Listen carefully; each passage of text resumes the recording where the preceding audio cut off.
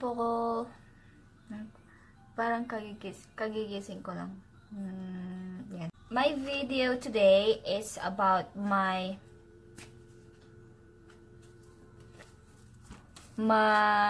what do you call this? Filing the petition of removal condition. So I have here a note to my passport. They put this when I get through in the border. The border that I went through here in the US is Guam. So I stopped over there in Guam when coming here, and I went to the immigration or homeland something, I forgot about it no more, and they put this note here to my passport. Below is my visa, and it was saying here that I have to file a petition of removal condition within 90 days of period immediately preceding the second anniversary of the date that you were granted conditional permanent resident status.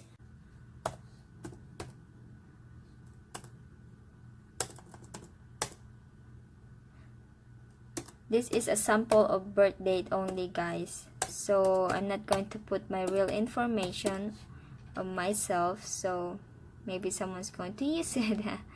And this one is country of birth, which is P. I just don't know where your country get birth. There you go. And country of citizenship, which is, if you're a Filipino, write a Filipino, Philippines. And this one is your alien registration number, if any. It said if any. It's your alien number. So you can find this alien number to your green card. And then US Social Security number. If you have a US Social Security number already, you put it here. And USCIS online account number, if any. So if you have a USCIS online account number, you can put it here. But if you don't, it's okay. Marital status, put it married. Date of marriage, put it here. Place of marriage, we get married in the Philippines. So put Philippines here. If marriage through which you gain conditional residence has ended, provide the date it ended, date of divorce or date of death. So this one is if your husband died upon your marriage, you have to put it here. So this one is conditional residence expires on the date on your green card get expired. So mine is, I did find mine get expired on September 2019. So put it there. And then in care of name, I put my name over here, Jowena Matias Robert, and street name, and the stuff here for mail, to that they're going to mail your papers. Remember, the government is not going to call you. They're sending mails by mail. Are you removal, deportation, or rescission of proceeding? Put here no. Was a fee paid to anyone other than an attorney in connection with this petition? If you hire an attorney to prepare all this paper, you can put yes. But me, I did by myself. Violation any law, I put no. Never been arrested, and I don't want to get in trouble. I don't want to have what do you call that? Something. Anyway, if you are married, is this a different marriage than the one through which you gain conditional residence status? Said no. Have you resided at any other address since you become permanent resident? I put yes. I put yes. If you move to other address, you have to put it yes. And then I will show you later what it said here.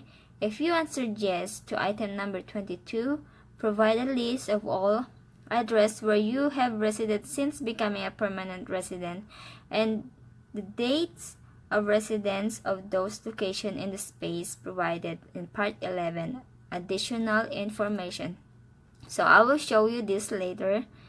And number 23, is your spouse or parent spouse currently serving with or employed by the U.S. government serving outside the United States? I put no.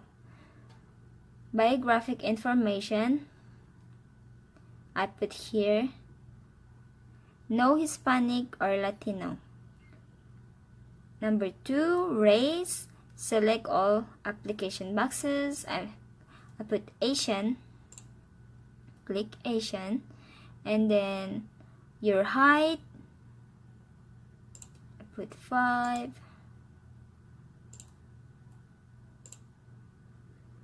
Okay, I put my weight, put your weight over here. Eye color, black. Hair color, black. Just make sure that you don't miss any question. Before you send these papers to USCIS lockbox, I always double check mine if I didn't miss any questions. So make sure that you double check it before you mail it to USCIS. Joint filing. This is the one that I've been thinking to, what is joint filing? So I watch a lot of videos about it.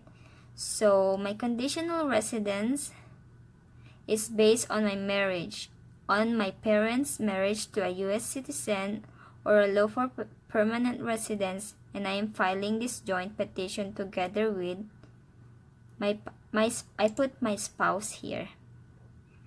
So waiver or individual filing request.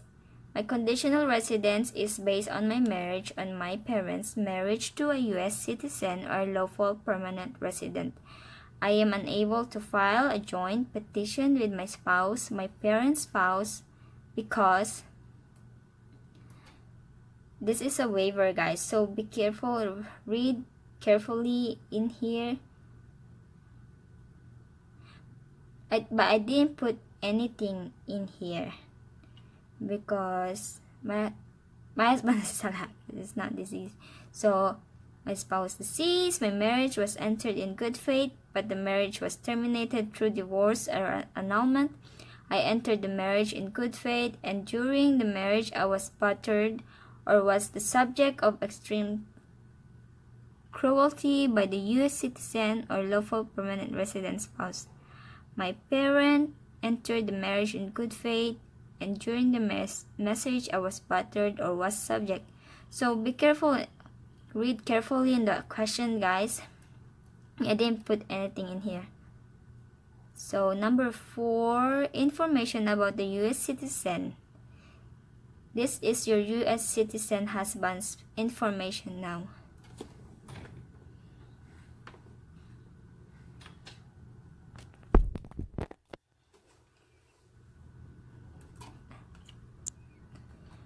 And then you gain your conditional residence. So spouse or former spouse, I put spouse here, and then I put my husband's name, his birthday, his social security number, and our address. Information about your children. I put NA here, but I leave it blank because the USCIS don't like all of these boxes filled up with NA, or none. So they don't like that stuff. So I just leave it blank. Put here information about your children. Number 1. your children number 2, physical address, children number 3, children number 4, and children number 5. So I leave all this blank. And here, page 4, is this page 4? Page 5. So accommodation for individuals with disabilities and or impairments. So read the information in the form I-751 instruction before completing this part. Are you requesting an accommodation because of your disability? Put here no. Are you requesting an accommodation because of your spouse's disability and impairments? I put no. Are you requesting an accommodation because of your included children disabilities and or impairments? I put no. So this one you cannot put anything here because you put all no answer. So this one that you're going to sign, it will highlighted in blue. I think those are the ones that you answered. This one it turn highlighted in blue. So there you go, page number 6. But remember guys, read it twice, the questions, or 3 times, as long as you don't understand it. Just don't answer the first part and then you answered it, because that's what happened to me all the time, and my husband get mad at me like not reading all of it. Just read the first part and then I answered it. So this one is part 7, petitioner statement, contact information, acknowledgement of appointment at USCIS Application Support Center, certification and signature. Okay, petitioner statement. I click here. I can read and understand English and have read and understand every question and instruction on this petition, as well as my answer to every question. I have read and understand the acknowledgement of the appointment at USCIS Application Support Center. So I click on that. And then petitioner's contact information. Remember, the petitioner is the non-US citizen. Okay. Petitioner's telephone number. I put my phone. No, I don't have phone. I put here mobile telephone and my email and acknowledgement of appointment at USCIS Application Center. I put here my name, guys. I can't write it in here, but you have to download some other editing stuff. You can write your name here by computer, but I print out mine and then sign it. I did sign it. Okay. Page number 7, petitioner statement, contact information, acknowledgement of appointment at USCIS Support Center, certification and signature. There you go. Copies of any documents I have submitted are exact photocopies of unaltered. So you have to read these two, guys. And then petitioner's signature. I did sign this. And put the date when you sign this paper. Spouse or individual listed in part number 4, statement, contact information, acknowledgement of appointment of USCIS Application Support Center. So go back here in the top. Have to click this again too. I can read and understand English and have read and understand every question and instruction on this petition, as well as the petitioner's answer to every question. I have read and understand the acknowledgement of appointment at USCIS Application Support Center. So you have to click 1A.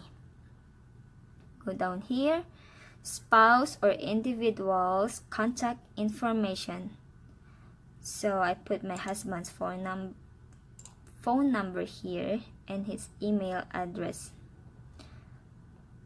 And then spouse or individual listed in part number 4. To write it here, my husband's name,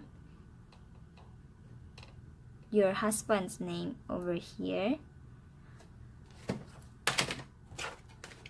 Make sure when you print this, guys, is you have to make a copy of one for you, because once you send that out to USCIS, they're not going to give you a copy. You have to make 2 copies each paper, so you have a copies too. That's what I do all the time. I have copy on every papers that I submit to them.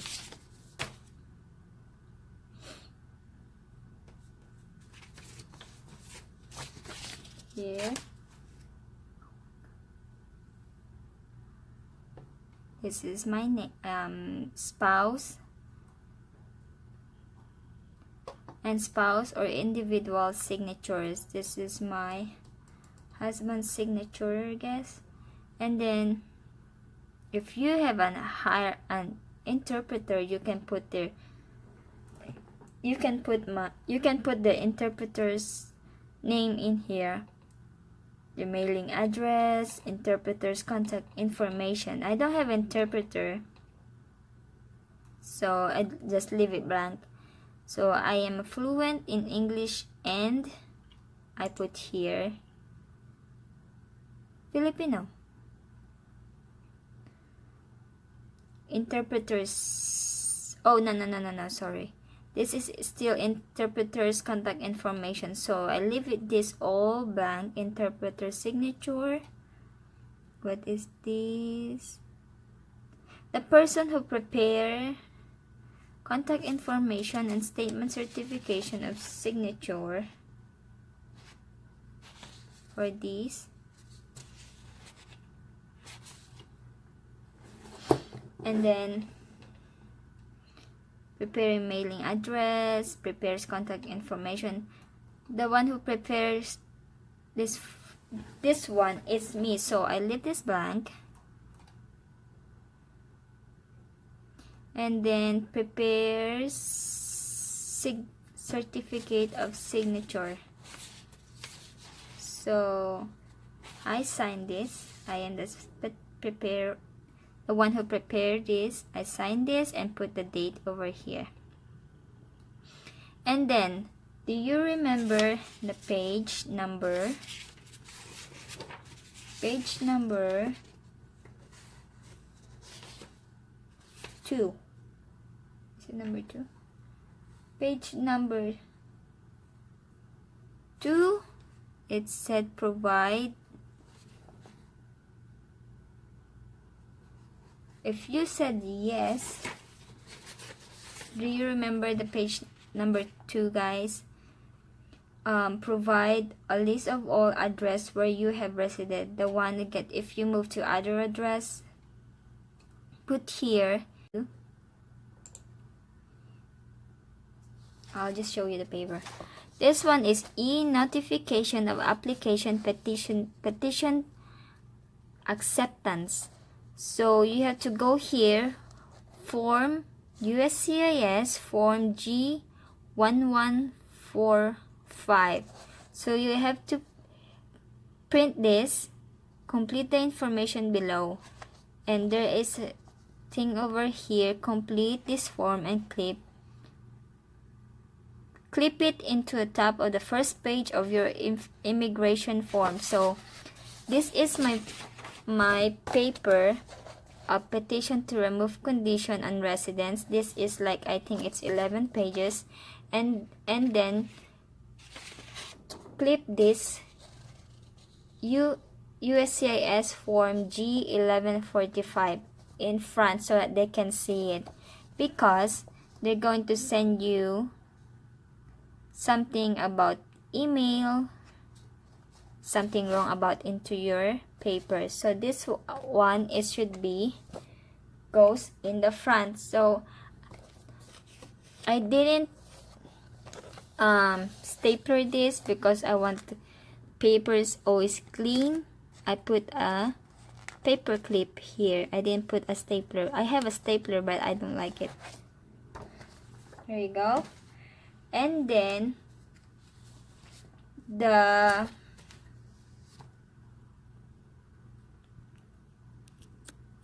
here guys, I just check my petition to removal condition, and it said here, as of July 26, we completed a review of your fingerprints and are working on your form I-751 petition to remove conditions on residents. Receipt number blah blah blah blah blah. At our National Benefits Center location, we will let you know if we make a decision or need anything from you. If you move, go to ususcis.gov, address change to give us your new mailing address. So they're still verifying my petition if everything was okay, and they're going to mail me another papers if they need some more documents or not. So there you have it guys. Thank you for watching.